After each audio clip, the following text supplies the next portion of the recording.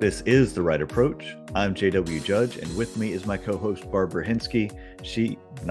This is a podcast for writers to learn more about the craft and business of writing as we explore a new topic every week.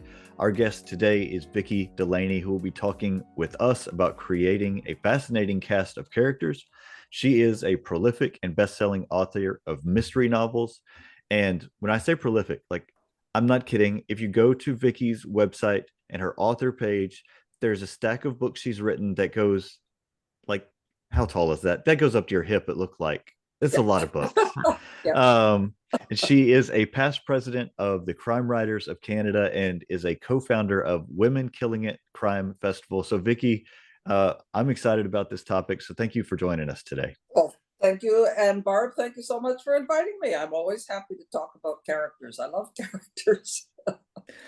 So I think a good place to start is when you set off to write a new novel, are you starting with a plot in mind, or are you starting with a characters in mind?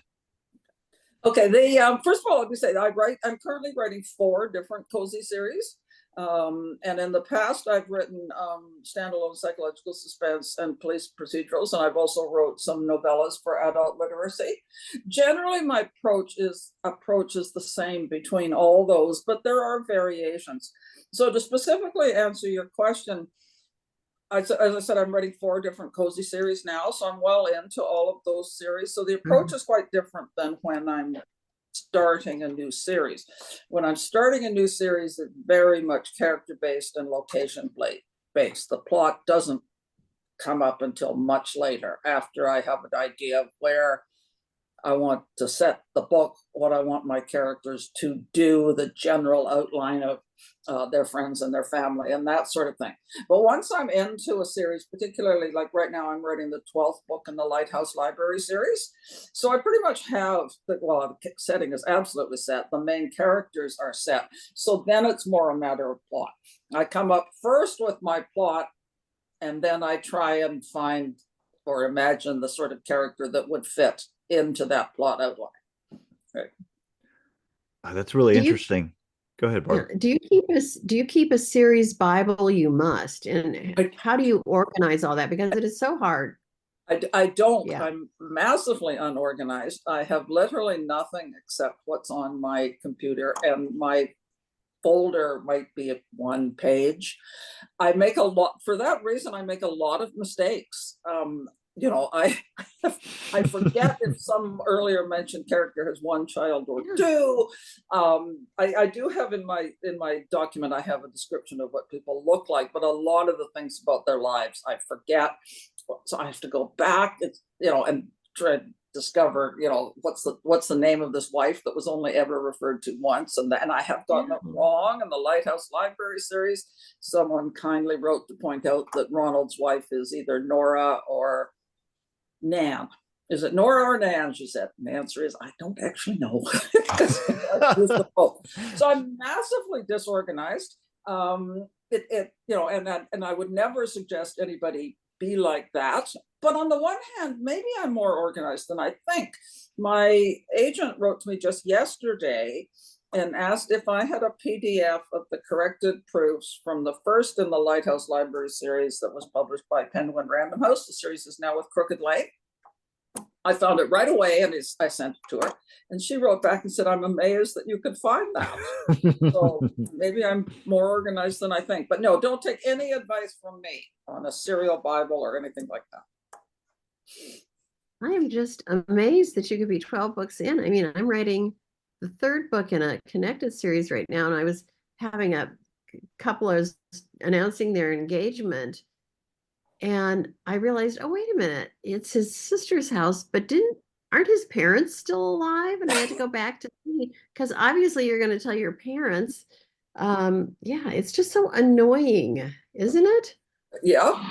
In fact, something that happened like just yesterday, as I say, I'm writing the 12th in this book, and I'm actually on the 2nd draft now. And as I'm reading over my 2nd, it occurred to me that at no point did I ever describe any of the the permanent characters. I describe the guest characters as to what they look like. And I realized that's because I know them so well. It's like when one of my daughters walks into the room, oh, I don't think, oh, she weighs so much and she's so much of a height and, she's had this beautiful colored hair or something like that. I mean, you don't with people, So I realized that. So I did actually at that point go back to the earlier couple of books to try and see how I had described the characters. So I would drop it in. I just thought that was kind of interesting in a way that I'm so familiar with these characters, but I have to realize that somebody might be reading the 12th book. That might be the first one in that series they've read. So they're not familiar with the characters at all. Yeah, and character description is something I do very little of. And I was talking with a friend of mine after he had read my first book, and he said, as I was reading this, I was picturing Mark Wahlberg as the main character. And I was like, in what world is that the appropriate person for that role? But I didn't set that expectation. Yeah. And so he filled in the gap with, what worked for him. And, so I think that can cut either way. Well, I'm so refreshed that you don't get into the weeds with all the character bio sheets. I mean, I've worked with people that they'll have a 15-page sheet about their backstory and their this and their that and their cat and their grade school report cards were and all that kind of stuff.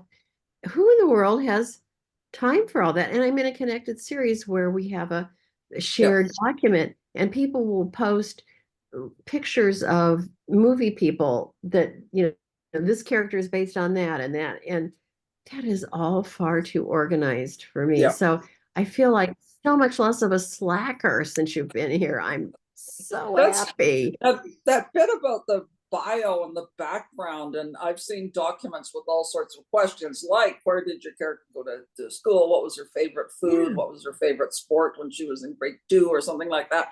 They teach you that in a lot of creative writing courses to fill out those kind of things. And I don't so much anymore, but at one time a number of years ago I gave an 8-part creative writing course through my local library about writing popular fiction, and I brought that up, but I always say I don't do that. I don't really care what my character did in grade 2 or science project, right? I mean, I really don't. If it matters, think it up at the time that it matters. If she's going to have conflict with her parents or something, maybe you need to know that sort of stuff. But if she's not, you don't need to know it. So don't overthink it. And you can change the topic ever so slightly. You can do that with location too. At what point does a book stop becoming a novel and become a travel guide? Yeah, I think what you said really makes sense about using it at the time that it's needed. And so for me, I don't do a lot of that background work on characters, but I kind of write my way into knowing who a character is, because a lot of times I really don't know anything about them before I start writing. And mine are I have this story idea more than the characters who will be a part of it when I start. And so for me, as I'm, now I'm halfway into my 6th novel. And so when it is an appropriate time to fill in something about the character's past, by now I know who they are and what sort of thing either happened to make them the way they are now, or something that will be consistent with the person they are and that's relevant to the part of the story. So I can really identify with that. It all, that all builds your present, your past, right? Your past contributes to the sort of person you are and your outlook on life and that sort of stuff. So the question becomes, how much is too much? Again, Yes. Yeah. So I'm curious when you're. Go ahead, Barb. I was just going to say, I think along those lines are writing courses will always tell you, know your character's fatal flaw and what their burning desire is and all. Well, of course you have to know that, but don't you think as writers, some of that is just instinctive in the storytelling? Yes. You don't have to have a big essay going into it. Yeah. No, I definitely agree. Some of it you discover is that these people are not you. Even if you're writing, my feeling is, others may differ, even if you're writing a first person character point of view, this is not me. her life experiences aren't me, her attitude towards life and all that is not me. So I don't know everything there is to know about her, the same as I don't know everything about you, people I've recently met. You know, you learn those things as you get to know people, and sometimes you don't learn things about people at all because they keep them to themselves. A little different within a book, but see my point. Yeah. All right, so Vicki, I'm curious, whenever you're starting a new series or writing a standalone, what does the process look like for you to identify and figure out the characters who are going to make up this story? Okay, well, the probably the best example I can give is I write the Sherlock Holmes Bookshop series.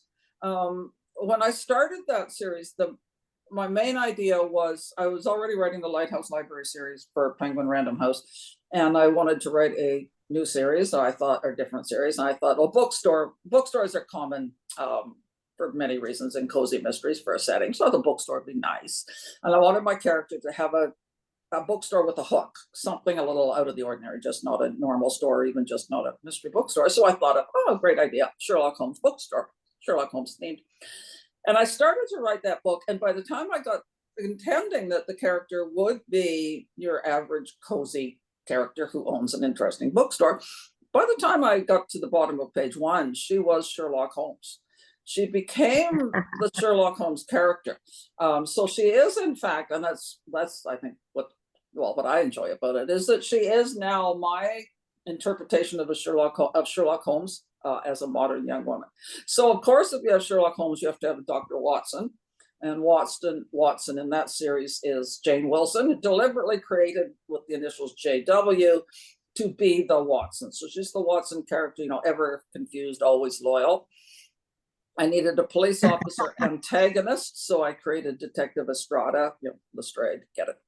And then because it's in the world of Sherlock Holmes in modern day, there's a Sherlock Holmes fanatic named Donald Morris who frequents her store all the time. And because it's a contemporary young woman, she has to have a love interest, so the other detective is her love interest. So all of this, it sounds as if I wrote down all of that, but I didn't. It's more a matter of, I think of it coming up organically. Like once I decided Gemma would be the Sherlock Holmes character, then I realized that I needed to make her best friend the Dr. Watson character, and on and on. So so for me, it's a fairly organic process, but I think it's also quite logical that particularly within the context of that series, those characters kind of slotted into the frame. By the time we get to book 5, the gang goes to London, and it turns out that Gemma's sister is, the most important person in the British government who has some shady job that nobody really knows what she does, which is, got this great intellect. So she's the Mycroft character. A little different in other series that don't have that sort of classical, if you want to call it, basis to fall down upon.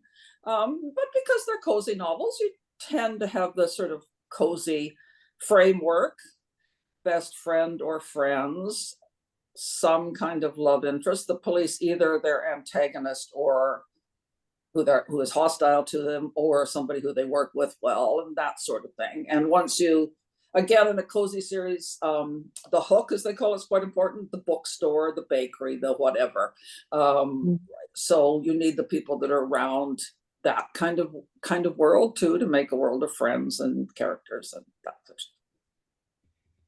Is that okay? Can I ask, how do you find characters? I suspect, and correct me if I'm wrong, that you are very nosy when you go out in public, that you are a shameless eavesdropper, and that it's just endlessly fascinating, particularly if people are behaving badly.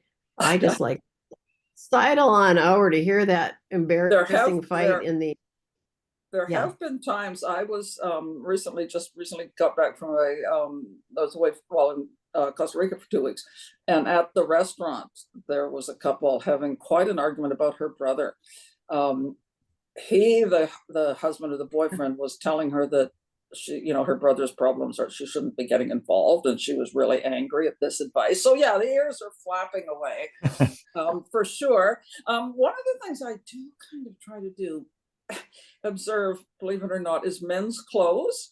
I find men's clothes very difficult to describe. You can go to great lengths of at women's clothes, and you could say a lot of women's personalities about whether they're in sloppy jeans or a really nice dress.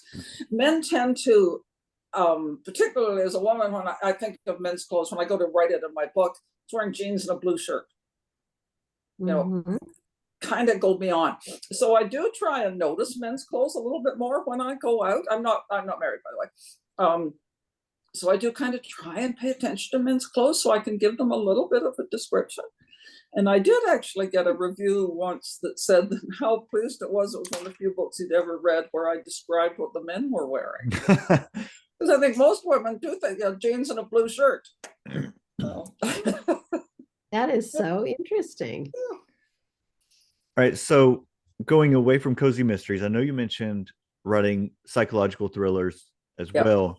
So I'm curious, with your Sherlock Holmes books, that series, those characters and their relationships are so well established, what their connections to each other are. I'm sure that the people who read your books are familiar with all those relationships and the webs and intricacies. So when you're writing something different than that, what are things that you try to do with character relationships to make sure that it's interesting and compelling and that the reader cares? My standalone suspense novels, I have 3 of them: Burden of Memory, More Than Sorrow, and Scared the Light Away. They all were dual time frame, meaning there's something happened in the past that's affecting the present today. So the people in the present have to resolve whatever happened in the past in order to get on with their lives. So it's kind of almost like writing 2 books in one.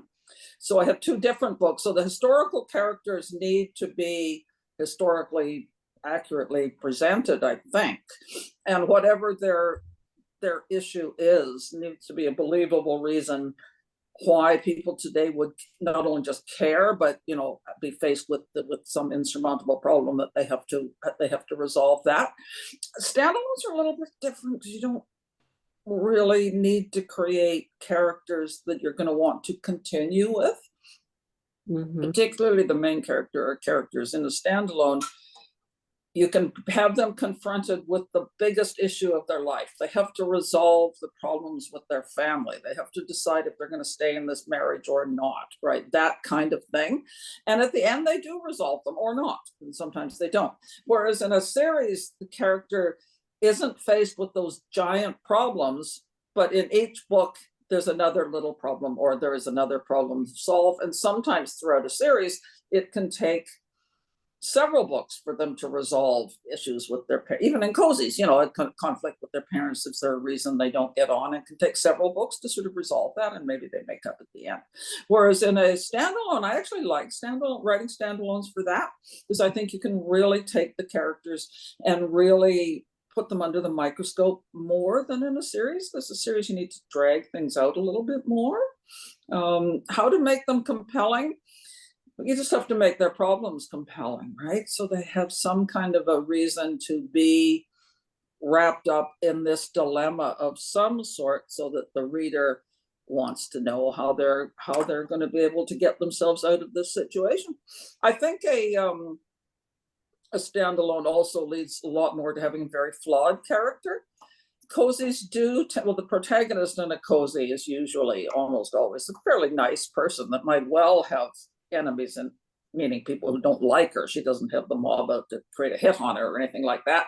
Might have a little bit of a conflict with her family, but it's not because of years of abuse or anything like that.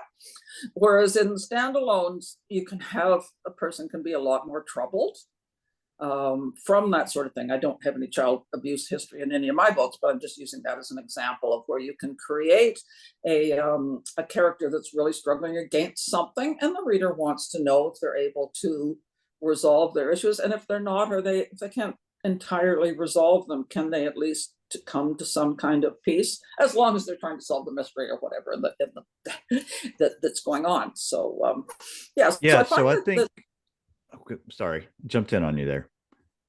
No, go ahead. Well, I was going to say, I really grabbed onto something that you said there about the stakes in a series as compared to the stakes in a standalone novel.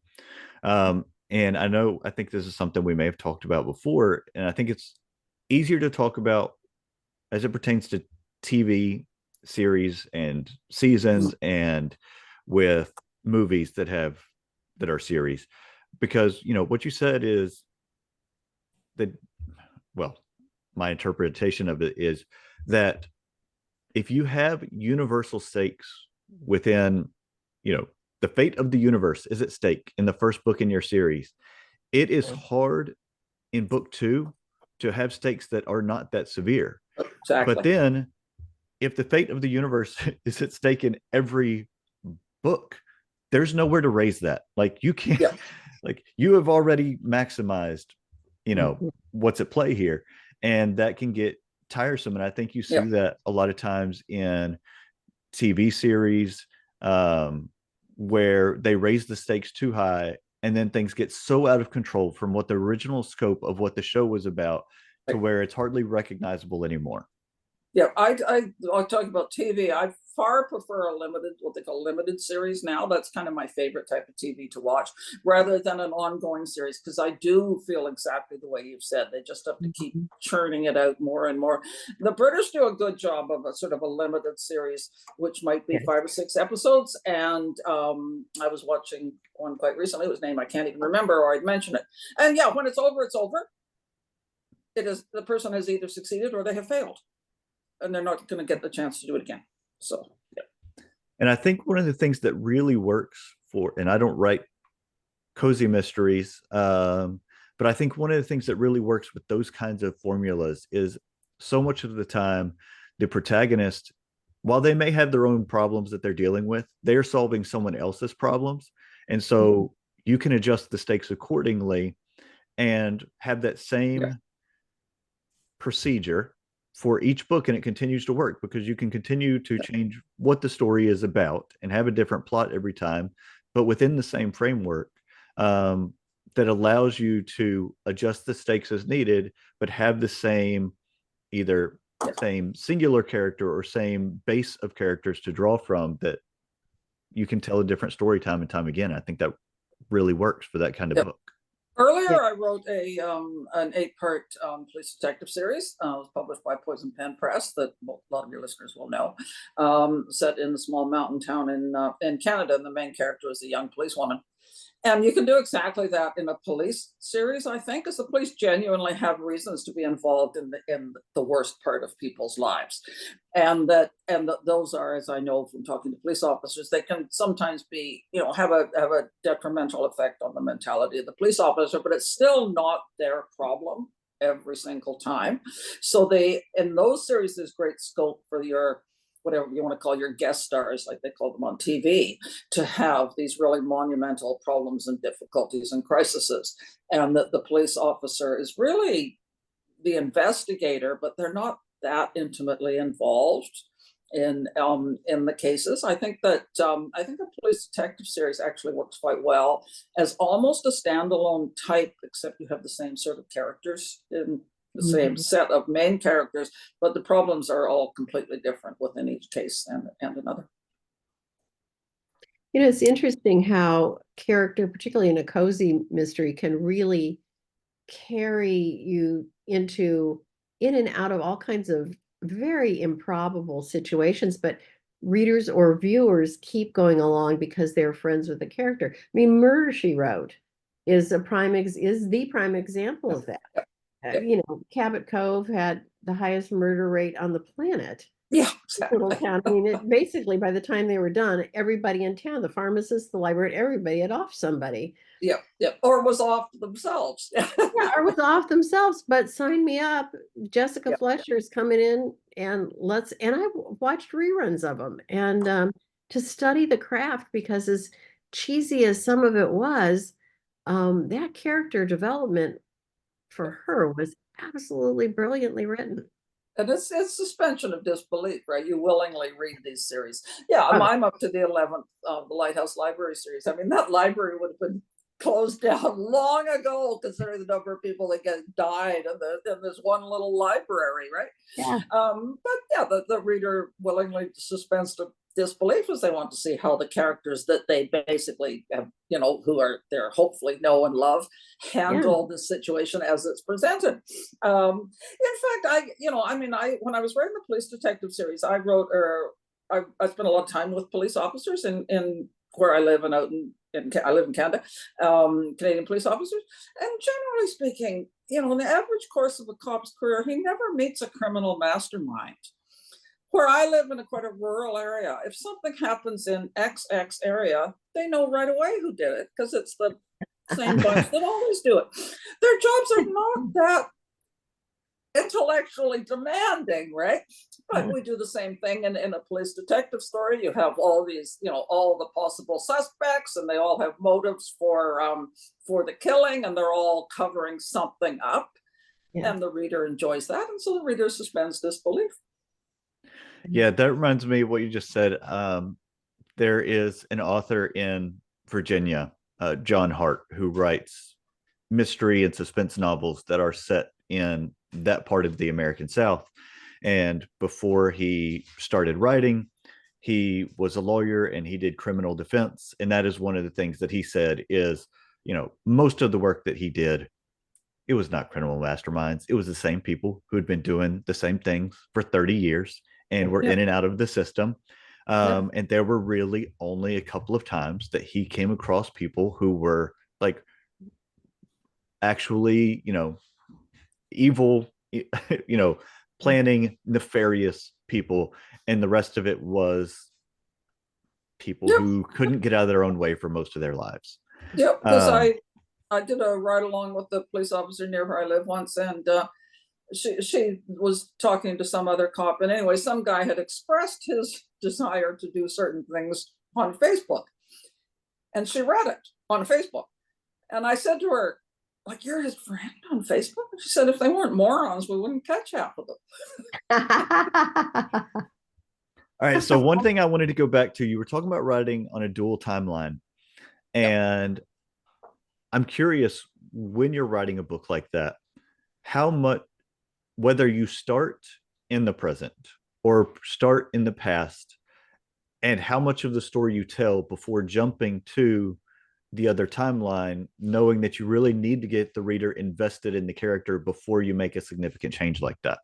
Okay, and my books, I started in the modern time frame, but I very quickly went to the past. There's a reason why the events of the past are affecting people in the present, right? So I think you need to establish that right away. And what seems to be, there's a lot of people writing that sort of book right now, and I really like them, is that the sections are very much interspersed. Think of, for example, the Lord of the Rings, where there's, in the second two books, there's two different storylines, and one half of one book is one half is the next. That's not the way people write anymore. It's much more interspersed.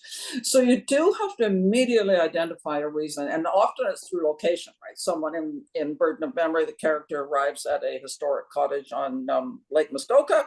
We switch to the past. It's the very beginning of World War II, and a woman on this grounds of this cottage is threatened and is in fear for her life. So in that book, it's the location which is immediately established that there's going to be a connection, which is quite often what's done in that kind of level. The reader has to know right away that you're not telling two different stories. You're telling one story that is intertwined. Yeah, I think that's really interesting to have the location as the grounding point. Have you, because I think, man, I'm going to be thinking about this later, because that can do so many things, is, because the physical place may or may not change over the course of 30 or 40 years, or it'll have distinguishable things that do change.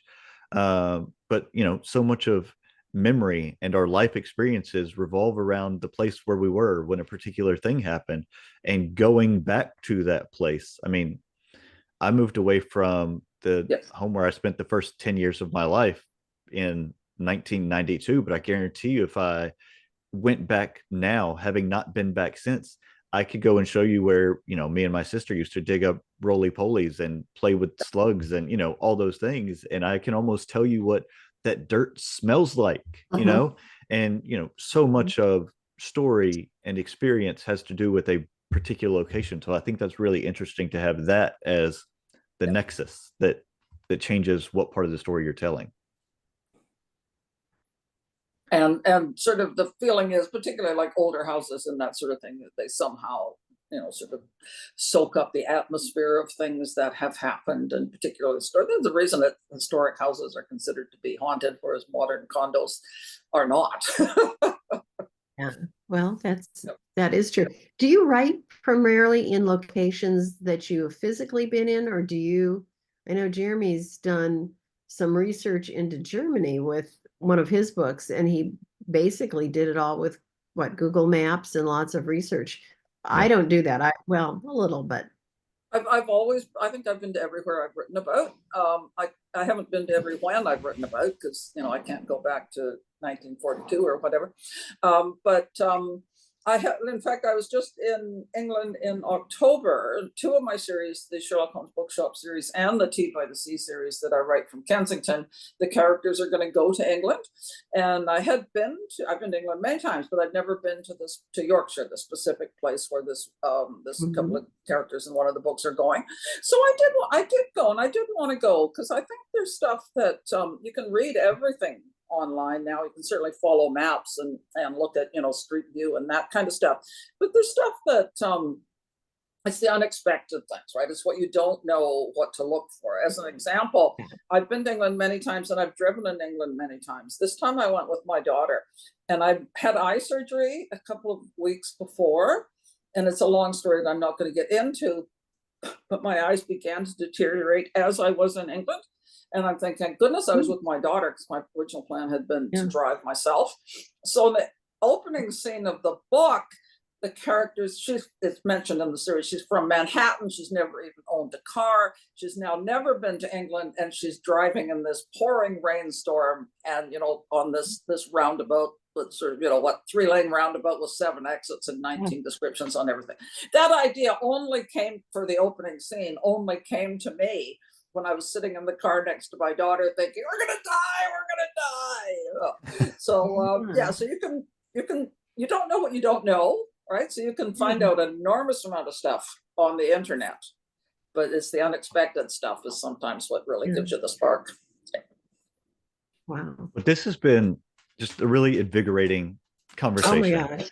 It really has. But so before we go, I want to make sure that you tell folks where they can find your books, your many books for purchase. Many books, of which I have 53 out now. So in that picture, I sit beside the stack of books with my cup of tea on top of them. My name is my website is Vicki Delany. Just check the spelling, Vicki with an I, Delany with only one Y. So that's VICKIDELANY. I'm on Facebook as Vicki Delany and Eva Gates, because I write the Lighthouse Library series under the name of Eva Gates. And I'm on other social media places such as Instagram. And I always like to hear from people. Go to my website and send me a note if you enjoyed this conversation, or follow me on Facebook. Happy to talk to anybody. Well, thank you so much. I really enjoyed it. Thank you very much. Yeah, you've been just a delight. Thanks very much. I appreciate talking to you anytime.